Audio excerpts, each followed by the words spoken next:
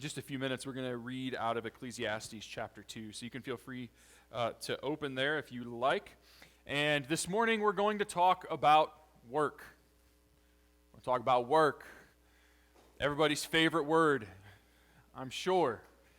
The term work probably brings random thoughts to mind. For some, maybe it carries some weight. Maybe it brings up some bad experiences, maybe feelings of dread.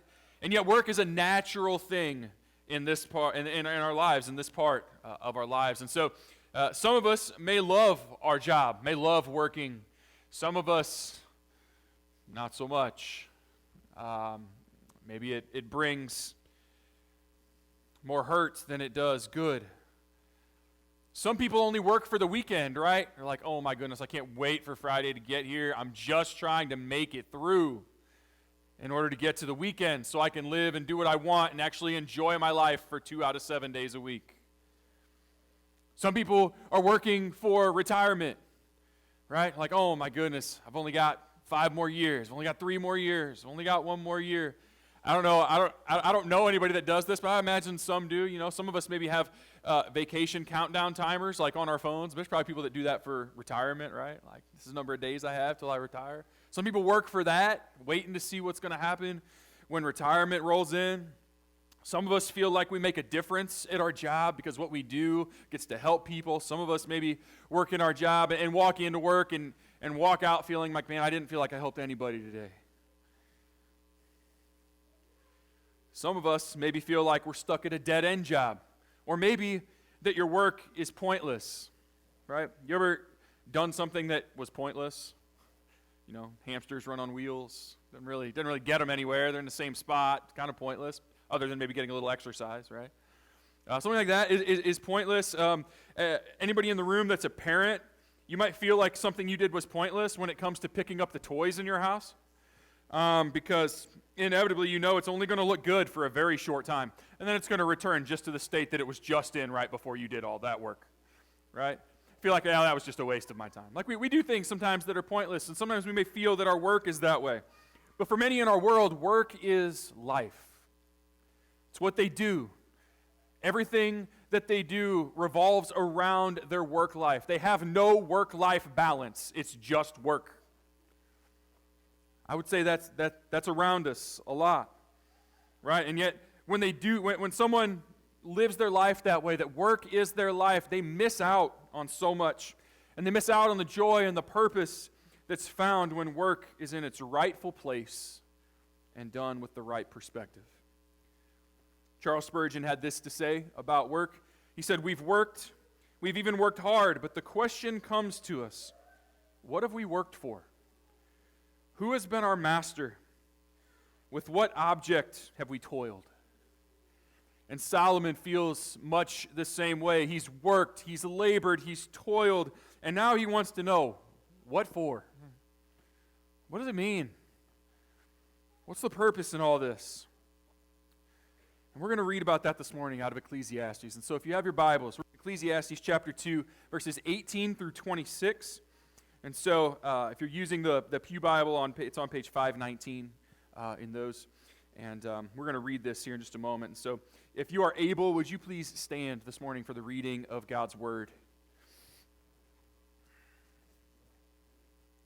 Ecclesiastes 2, 18 through 26. I hated all my toil in which I toil under the sun, seeing that I must leave it to the man who will come after me. And who knows whether he will be wise or a fool? Yet he will be master of all for which I toiled and used my wisdom under the sun. This also is vanity. So I turned about and I gave my heart up to despair over all the toil of my labors under the sun.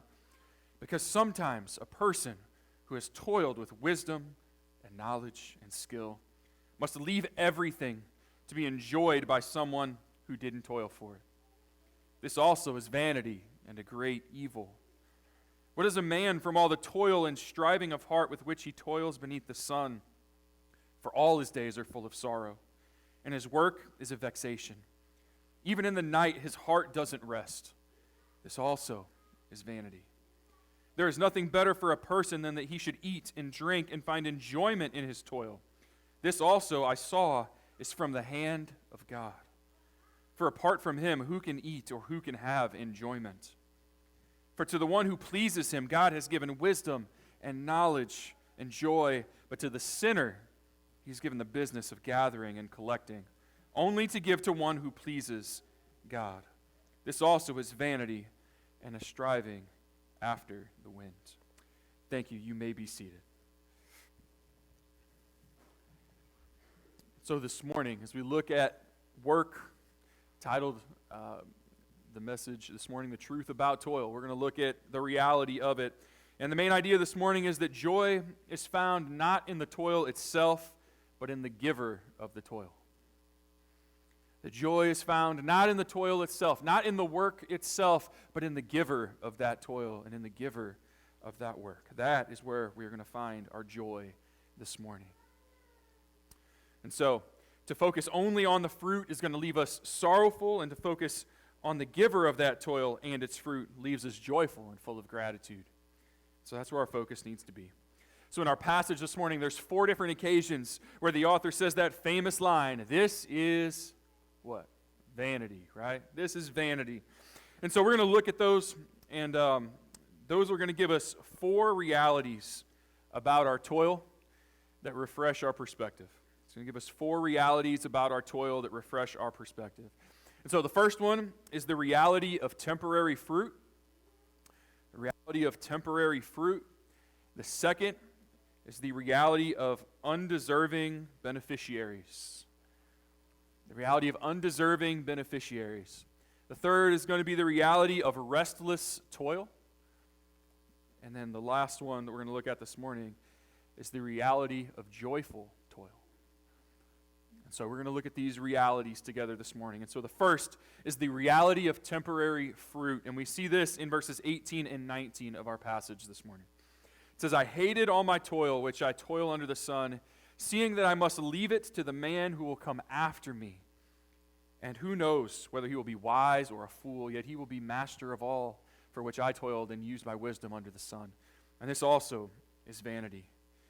See, imagine working hard for your whole life and accumulating more wealth than anyone else in the world. And then when you pass away, you're stripped of all of it. It becomes meaningless. Because when we die, it doesn't come with us. So you notice that phrase, that he has to leave it. He can't take it with him. He has to leave. Everything that he's worked for in this life stays in this life.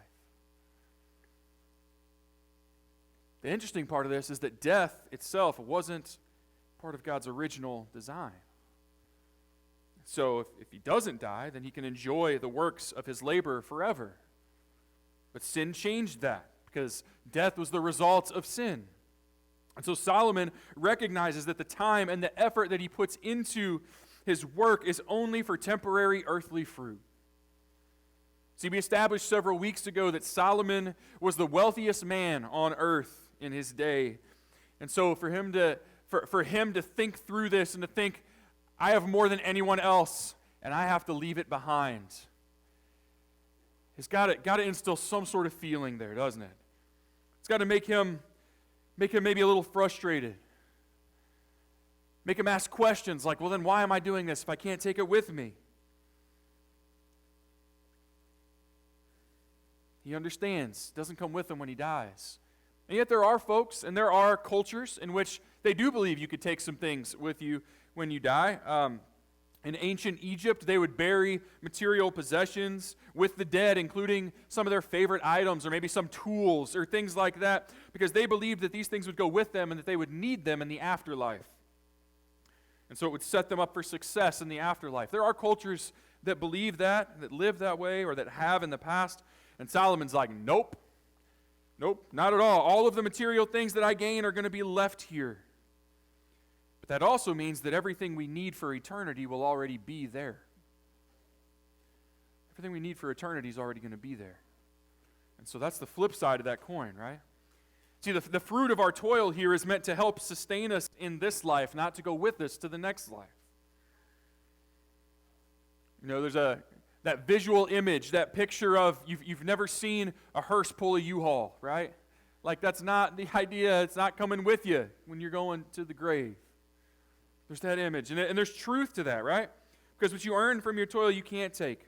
And this truth should bring us comfort, but it should also change the way that we go about our toil.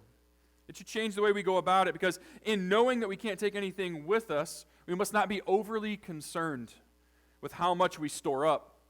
And so it changes our focus in a couple ways. And the first we see in 1 Timothy chapter 6, actually, verses 6 through 8. It says, "But godliness with contentment is great gain. For we brought nothing into the world, and we cannot take anything out of the world. But if we have food and clothing, with these we will be content." See, we brought nothing into the world. We can take nothing out of it. And in light of that, we focus on contentment in this life, in light of what God has blessed us with. See, we seek after godliness with contentment above material things that we earn through our work. Like the Apostle Paul, we seek to be content in all situations. And so we don't need to crave more in order to live selfishly, because we recognize that when our needs are met, that we have enough. And that's what God does. He's the provider. He meets all of our needs. He supplies them for us. And so in light of that, pursue godliness with contentment. We can't take it with us. We need to focus on what we can do here, now. Just be content with what the Lord has blessed us with. The second way that our focus should change in light of that reality that we can't take it with us is found in Matthew 6, 19 through 21, another familiar passage to us. "Do not lay up for yourselves treasures on earth, where moth and rust destroy, and where thieves break in and they steal. But lay up for yourselves treasures in heaven, where neither moth nor rust destroy, and where thieves do not break in and steal. For where your treasure is, that your heart will be also." See, our focus shouldn't be on how much we can store up on earth. Instead, it should be on storing up treasures in heaven, spiritual treasures. See, spiritual treasures are stored there in heaven. They'll be there when we get there, while these other treasures will not. And so the despair over not being able to take anything with us, it reveals our heart. And it fails to recognize that what's waiting for us in heaven is better than anything that we could take with us from here. What's waiting there is already better. We need not worry about what we can take with us from here.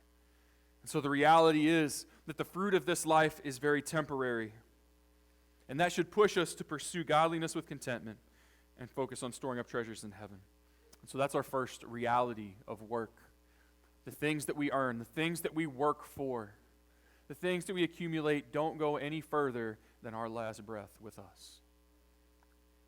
The second reality is the reality of undeserving beneficiaries.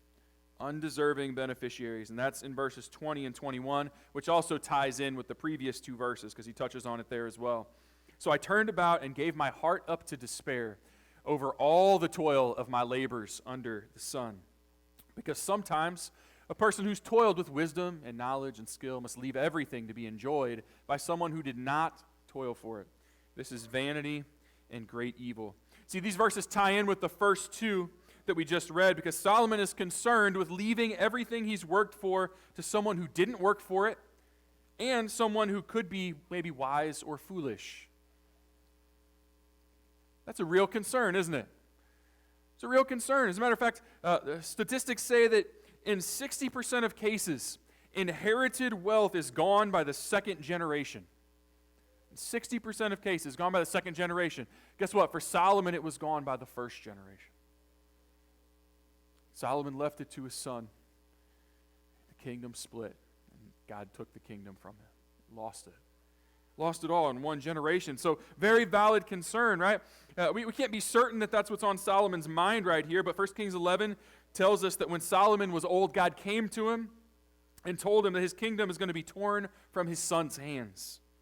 So it's possible that at this point, God's already told Solomon this. Solomon was thinking of the foolishness of his own son, who would lose the kingdom, which did happen. It's possible that's where his mind is at right here, but we aren't fully sure of that. But the thing is that there's always going to be people that receive things that they didn't work for. It's always going to be there. There's always going to be folks that get things that they don't deserve. There's always going to be people that benefit from somebody else's hard work.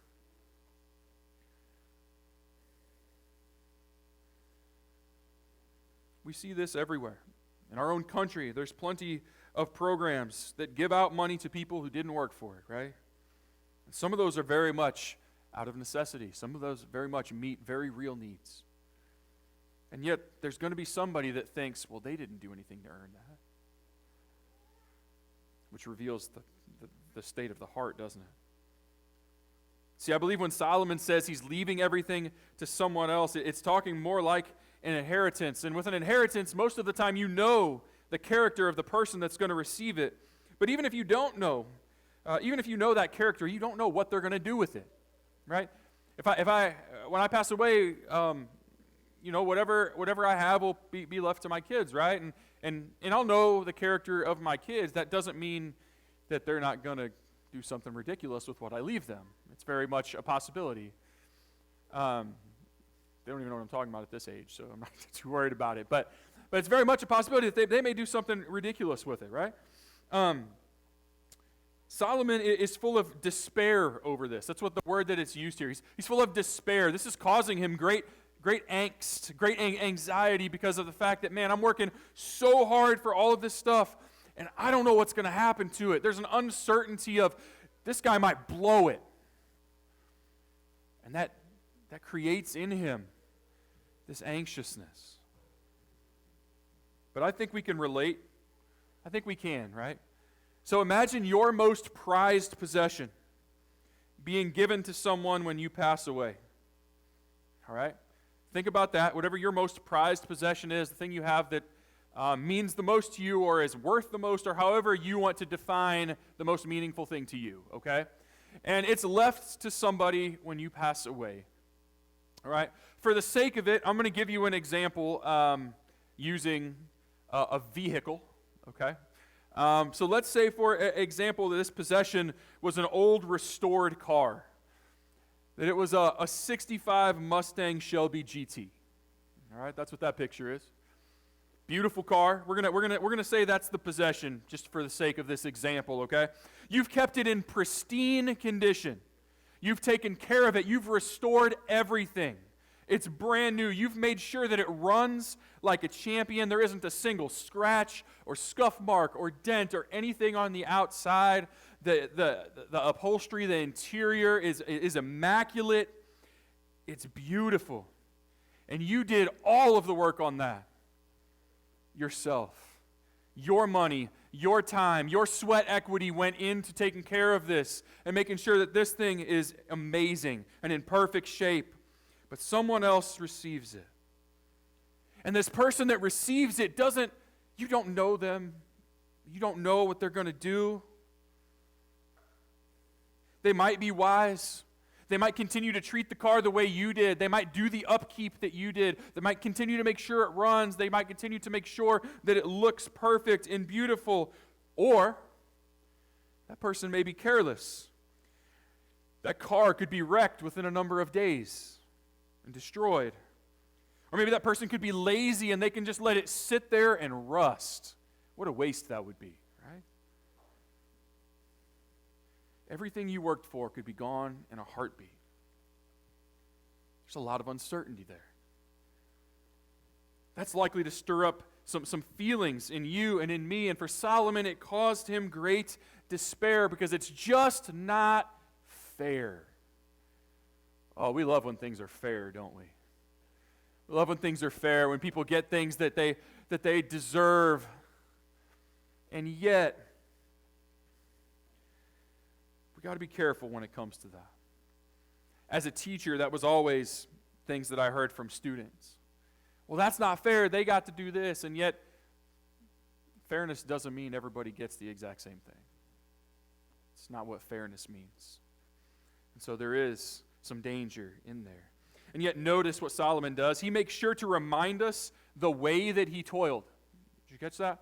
He's upset. He's frustrated that somebody else is going to reap all the benefits of his work, and yet he does remind us of how he approached his work, doesn't he? I approached it with wisdom, with knowledge, with skill. See, the idea that others that are undeserving will benefit from our labor is not an excuse for us to give a lesser effort or to mail it in, as some would say. See, the way we go about our work is important. We want to be in the camp that if we are blessed by the labor of another, that they know that we will handle it wisely. We want to be that person. That if someone in this room worked really hard for something and it came to me, that they could trust that I would use it in a wise manner. Because they've seen me work that way. They've seen me approach things with wisdom or approach things with knowledge. The way that we go about our work is important. It speaks of our character. And so in our work, that's what we want. We want to be people of strong character, of good work ethic, people of integrity.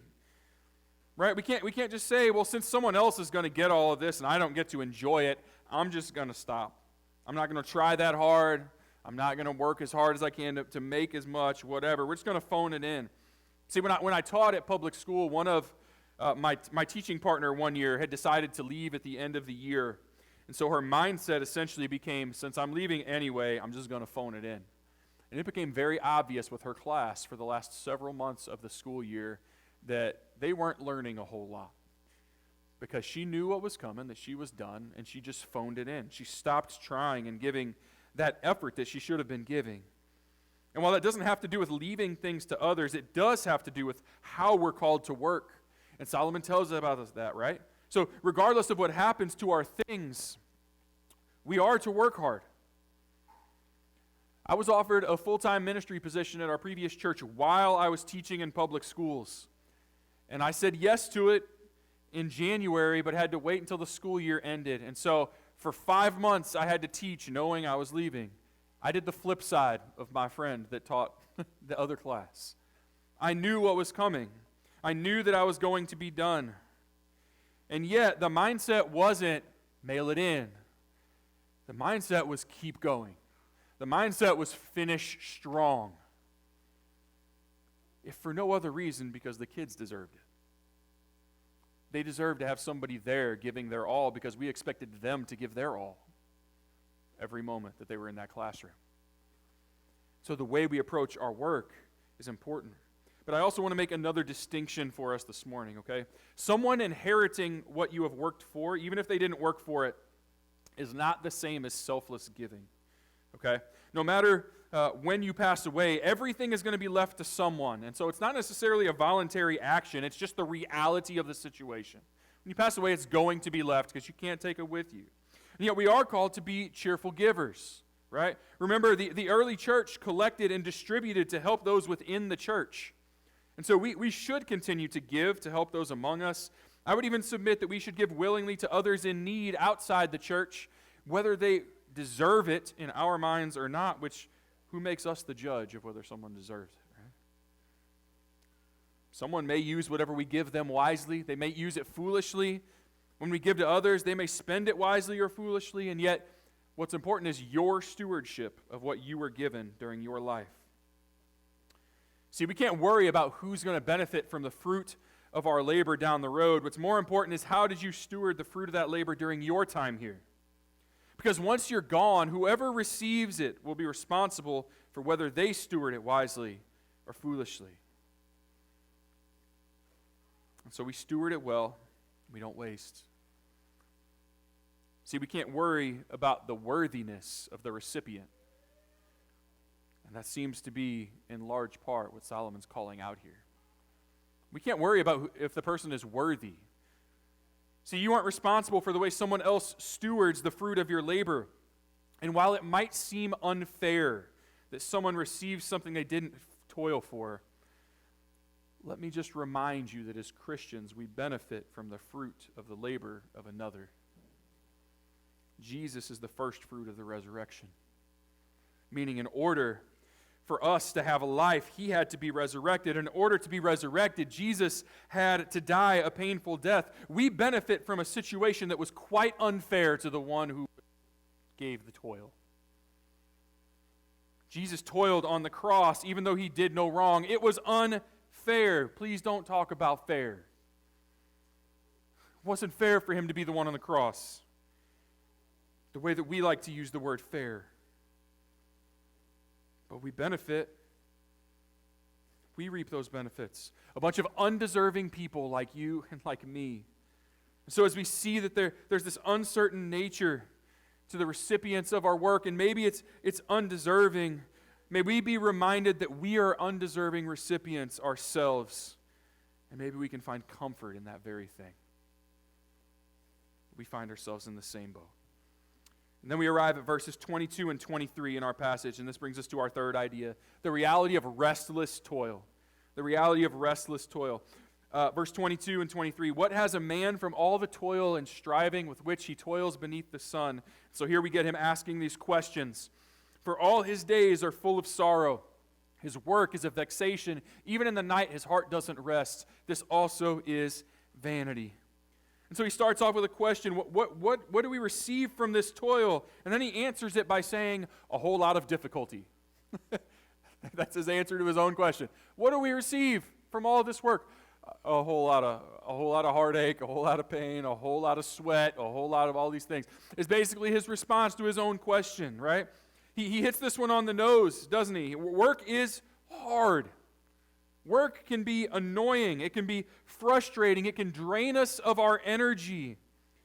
I'm sure everyone in the room has probably experienced jobs like this, or at least days at work where you have that feeling when you leave where you feel this way.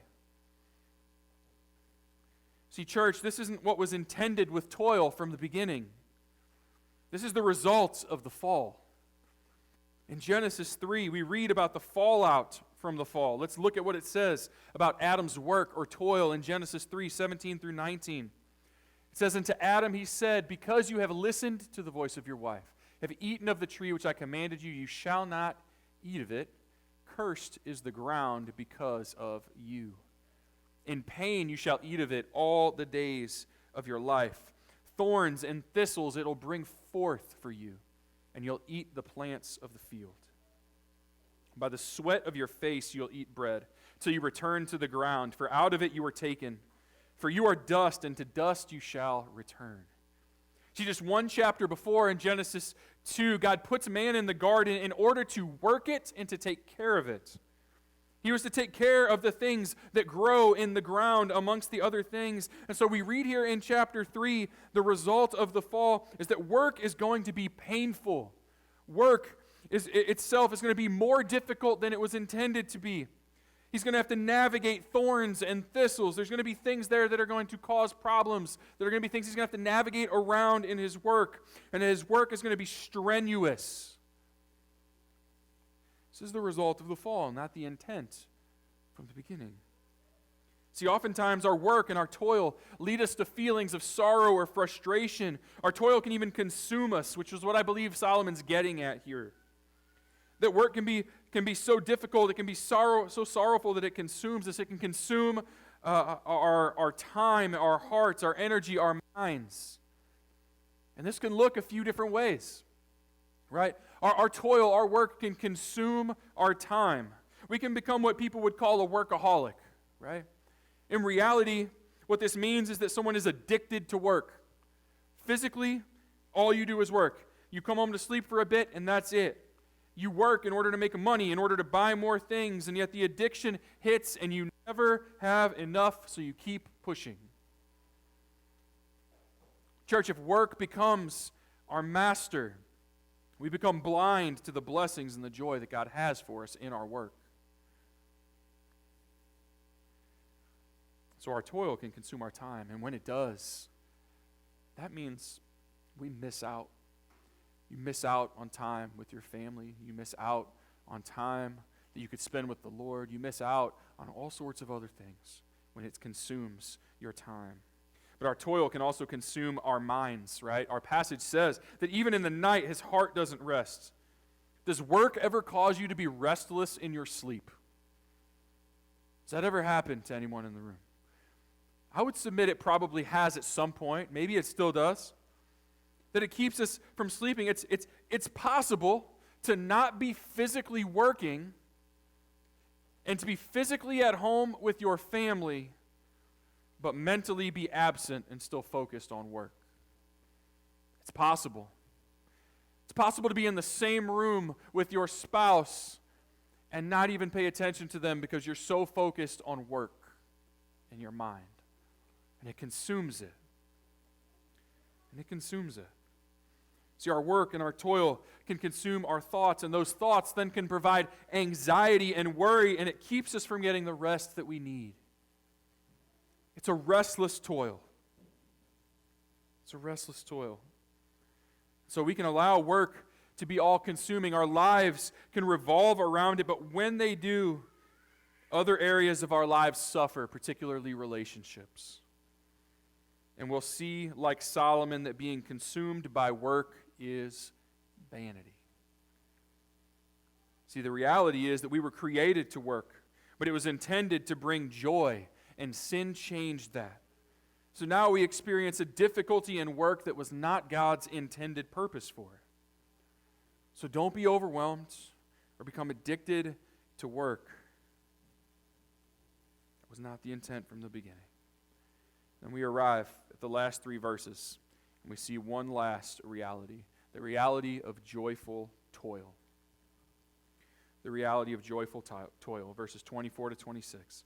There's nothing better for a person than that he should eat and drink and find enjoyment in his toil. This also I saw is from the hand of God. For apart from him, who can eat or who can have enjoyment? For to the one who pleases him, God has given wisdom and knowledge and joy. But to the sinner, he has given the business of gathering and collecting, only to give to the one who pleases God. This also is vanity and a striving after wind. See, Solomon's just shared some realities about toil that speak to its worthlessness. And he talks about the difficulties of work and the things, the elements of it that can cause that anxiety and that worry. And it sounds like negative, negative, negative. But then he says it's good to find enjoyment in your work and in your toil. What? You just said all these negative things, all these bad things, and now you're telling me to find enjoyment in that. How? You just told us you can't take the fruit of it with you. You just painted this negative reality of work, so how is it possible to receive enjoyment from your work?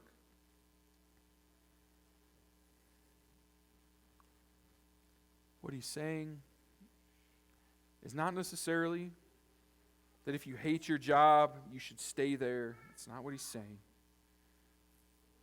He's saying the joy in work doesn't come from the work itself or even from the fruit of the work, that the joy comes from the giver of that work. That's where the joy comes from. See, he tells us that our toil is from the hand of God, and then he also says that God gives wisdom and knowledge and joy. See, we serve a giving God. Our work is a gift from him. We read about how the fall affected work, right? Just a few moments ago, but God gave work as a gift, as a positive. He gave his prized creation something to do in his created world. It was meant to be a good thing that sin turned into a bad thing, at least in certain ways. That sin distorted. See, because our toil is a gift from God, the gift cannot be enjoyed apart from the giver. Gift of work can't be enjoyed apart from the giver. We have to recognize that God's given us work as a gift. And when we view work with that perspective, we recognize that this gift exists to sustain us on earth and to meet our needs. And so thinking this way allows us to enjoy the fruit of our labor instead of being distraught because it's temporary or because it's restless or because someone else will benefit. See, thinking this way, seeking joy in the giver of that gift of work, when we do that, we can eat and drink and enjoy work because we know who the giver is. And when we know him, we understand that there's an eternity that offers far more than this life can offer. But did you notice there's a qualifier here that he says multiple times? It says, those who please him. It's interesting. There's a bit of a comparison here. Those that please him and the sinner. So God gives us work, but to those that please him, he also gives wisdom and knowledge and joy. Solomon's already reminded us that he toiled or worked with wisdom and knowledge and skill. And here we're told that God gives those that are his that same wisdom and knowledge. And so not only does he give us work as a gift, but he gives us what we need to do that thing well. Whatever your work is, when you're pursuing the Lord, when you're pursuing him, when your aim is to please him, he gives you what you need to do the work that you're tasked with. He gives you that knowledge and that wisdom. And yet, for the sinner, he was given the business of gathering and collecting. In other words, he just works and collects things only to give it to the one who does please the Lord. He doesn't get to experience the joy or the fruit of that work. So you can't find joy in your work apart from the giver of it. He is our source of joy, not the work itself. And so God makes the difference. For the one who works without him, everything is meaningless. But for those who work with him, work can be pleasing to him and rewarding for us. And so more than pleasing others or pleasing a boss or more than pleasing ourselves, we are to seek to please the Lord in our toils and our work. Galatians 1, verse 10. It says, "For am I now seeking the approval of man or of God, or am I trying to please man? If I were still trying to please man, I would not be a servant of Christ." To follow the Lord means seeking to please him comes before pleasing anyone else. And when that is our aim, he provides for us. He blesses us. The reality this morning is that our work is a blessing, that it's a gift from the Lord, and that's what it was intended to be.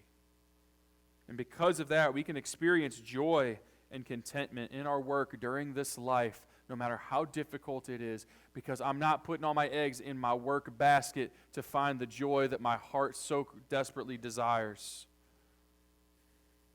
But I'm seeking to please the Lord. And when I do that, no matter what happens at work, I can find joy in that. And that changes things. And so as we close this morning, I want to offer a few reminders. First, apart from God, you can't experience true enjoyment.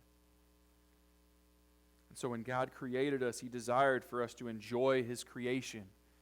We can't do that apart from the Creator. So my prayer today is that those that haven't come to faith in Jesus would do so, that he would be their Savior, that he would be their Lord, and so you may experience the joy that only comes from him that you miss out on when you look for it in other places.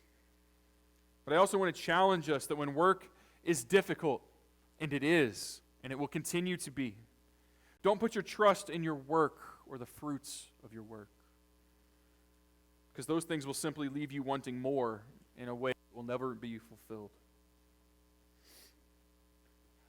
Seek joy in the Lord.